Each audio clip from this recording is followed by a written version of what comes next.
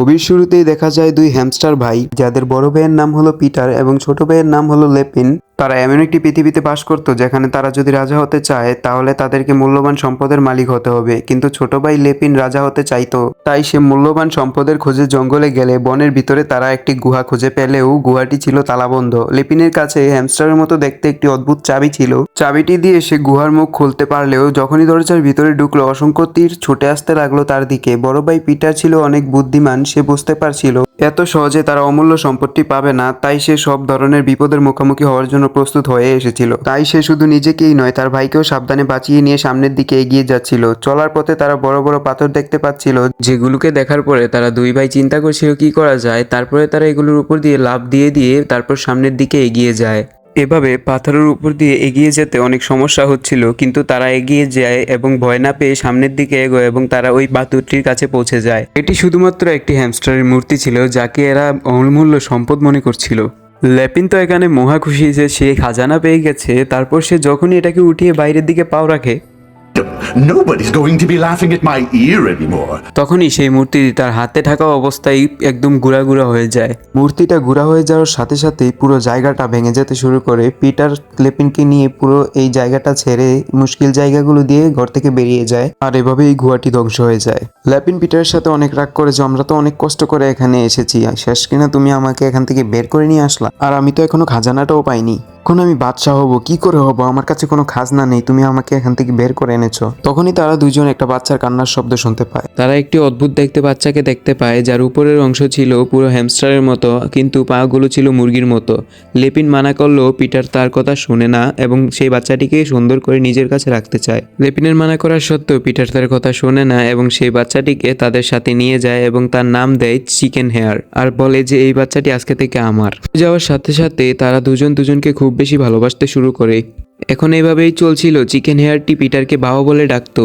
একবার পিটার অনেক দূরের অভিযানে যায়, ফেরার সময় সে একটা বড় সোনার চামচ নিয়ে আসে তার জন্য মূল্যবান উপহার হিসাবে। সে এটা দেখে অনেক বেশি খুশি হয় যে এটা কোন ধরনের সোনার চামচ, আর পিটার এই সোনার চামচ দিয়ে এই এলাকার বাদশা হয়ে যায়। চিকেন হেয়ার তার বাবার সাফল্যে খুবই খুশি হয় এবং তার ইচ্ছা হয় সে তার বাবার মতো হবে। সে পিটারের সফলতার গল্প শুনে এবং প্রচুর পরিমাণে পড়াশোনা এবং পরিশ্রম করতে শুরু করে দেয়। সে মজার বই পড়তে শুরু করে যেখানে কিভাবে গুপ্তধন খুঁজে পাবে তা লেখা ছিল। সে তার বাবার মতো গুপ্তধন পেতে চায়, কিন্তু তাকে সাহায্য করবে কে? আসলে সে এগুলো নিয়ে ভাবতে চায় না এবং সে তার পরিশ্রমের মাধ্যমে সেও একটি মূল্যবান সম্পদ আনতে চায় এবং এই রাজ্যের রাজা হতে চায়।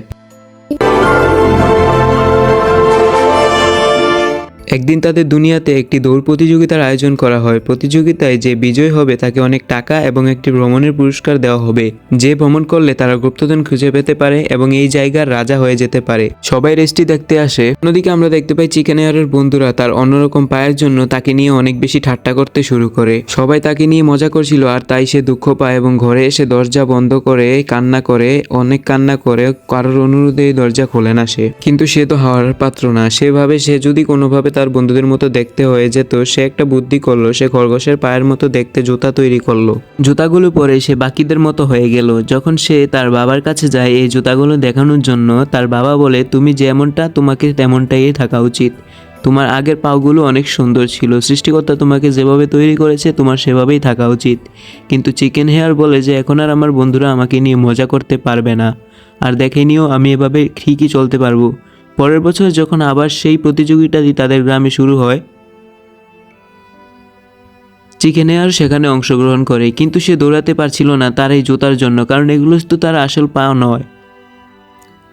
আর এটা দেখে তার বন্ধুরা আরও বেশি ঠাট্টা বিদ্রুপ করতে শুরু করে, যেটা দেখে সে অনেক বেশি কষ্ট পায় এবং বুঝতে পারে যে তার বাবাই ঠিক বলেছে। সে সৃষ্টিকর্তার কাছে ক্ষমা চায় এবং সে বুঝতে পারে যে তার জন্য সৃষ্টিকর্তা যেটা তৈরি করেছেন সেটাই তার জন্য ভালো। পিটার বলে তুমি তাহলে বুঝতে পেরেছো সৃষ্টিকর্তা যা দিয়েছে সে তা সুন্দরী ছিল। পিটার তাকে বলে সে তার কাছে অনেক মূল্যবান, কারণ গুপ্তধন খুঁজতে গিয়ে তাকে খুঁজে পেয়েছিল। আর এই কথাগুলো শোনার পর তার ভিতরে আবার সেই জোশ চলে আসে। সে লাইব্রেরিতে গিয়ে বই ভিতরে খোঁজা শুরু করে দেয় কিভাবে সে গুপ্তধন পেতে পারে। চিকেন হেয়ার গুপ্তধনের বইটি খুঁজে পাচ্ছিল না, তাই সে লাইব্রেরিয়ানের কাছে আসে এবং গুপ্তধনের বইটি চায় এবং লাইব্রেরিয়ান বলে সেই বইটি তো তোমার চাচা লেপিনের কাছে আছে আর সে তো এখন জেলে। আসলে লেপিন জেলে গিয়েছিল তার বড় ভাই পিটারের উপর হামলা করার জন্য। আসলে সে রাজগদ্দি হাতিয়ে নেওয়ার চেষ্টা করেছিল পিটারকে মারে। চিকেন হেয়ারটি তারপর বই আনতে তার চাচার কাছে যায়। লেপিন তাকে দেখে বই দিতে অস্বীকার করে। সে গোপনে চিকেন হেয়ারের একটি পালক ছিঁড়ে নেয়, যেটাতে সাহায্য করে সে দরজাটি খুলে ফেলে এবং সব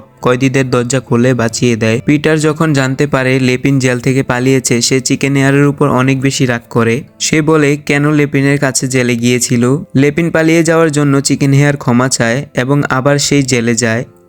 সে খুঁজতে থাকে যদি সে কোনো গুপ্তধন খুঁজে পায়। সেখানে সে একটা বই, একটা কাপড় যার ভিতর অনেক ছিদ্র ছিল, তার দেওয়ালে কিছু আঁকিবুকি দেখতে পায়। বইটিতে গুপ্তধন সম্পর্কে লেখা ছিল আর স্ক্র্যাচটি ছিল একটি ম্যাপ, যেটা হলো গুপ্তধনের। কিন্তু সে বুঝতে পারছিল না কোন রাস্তা সঠিক, তাই সে কাপড়টা আলোর সামনে ধরল। কাপড়টার ছোট ছোট ছিদ্র দিয়ে আলো এসে স্ক্র্যাচের উপর পড়ল। সে একটা ম্যাপ দেখতে পায়। সে বুঝতে পারে এটাই গুপ্তধনের আসল ম্যাপ।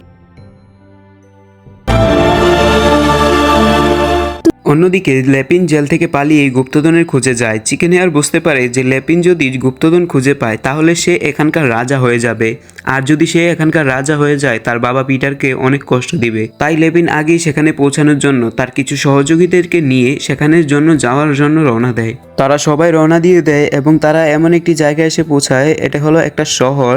আসলে চিকেন হেয়ার এখানে এসেছিল এমন একজনের খোঁজে যে তাদেরকে সঠিক রাস্তা দেখাতে পারবে গুপ্তধন পাওয়ার জন্য। এই শহরে এসে সে একটা কাঠবিড়ালি একটা ইঁদুরকে দেখতে পায় যে তাকে সাহায্য করতে পারে সেই গুপ্তধন খুঁজে পাওয়ার জন্য। কিন্তু চিকেন হেয়ার ভুল একজনকে সিলেক্ট করেছে, কারণ ইঁদুর এখন থেকে চিকেন হেয়ারের সাথে থাকলেও সে আসলে লেপিনের একজন লোক ছিল। সে চিকেন হেয়ারের কাছ থেকে ম্যাপটি চুরি করে এবং তাদেরকে একটি ঘরে বন্দি করে দেয় যেখানে একটি গেরিলা ছিল। তাকে লেপিন কাজে লাগিয়েছে লোকেদেরকে দূরে রাখার জন্য। এখানে গেরিলা চিকেন হেয়ারকে মারতে আসছিলই, তখনই কাঠবিড়ালি এসে গেরিলার মুখে একটা উড়ন্ত লাথি মেরে দেয়। যেই লাথিকে গেরিলা পড়ে যায়। গেরিলাটি ওঠার চেষ্টা করে, তখন সে আবার একটা পাঞ্চ মারে, তাই গেরিলাটি আর উঠতে পারে না। আর কাঠবিড়ালিটি চিকেন হেয়ার ও তার বন্ধুদেরকে নিয়ে এখান থেকে চলে যায়।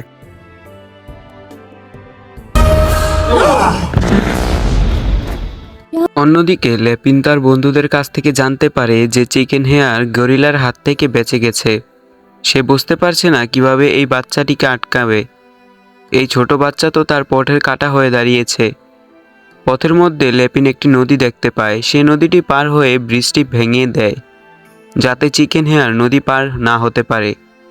চিকেন হেয়ার যখন নদী পাড়ে পৌঁছালো, তার পা নদীতে দেবে যাচ্ছিল। এখানে কাঠবিড়ালিটির নাম ছিল গ্ল্যারি।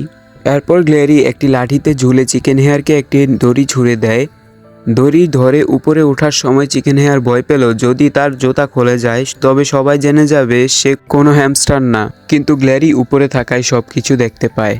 এরপর তারা জঙ্গলের ভিতর দিয়ে চলতে থাকে, কিন্তু কিছু লোক তাদেরকে আটকে ফেলে।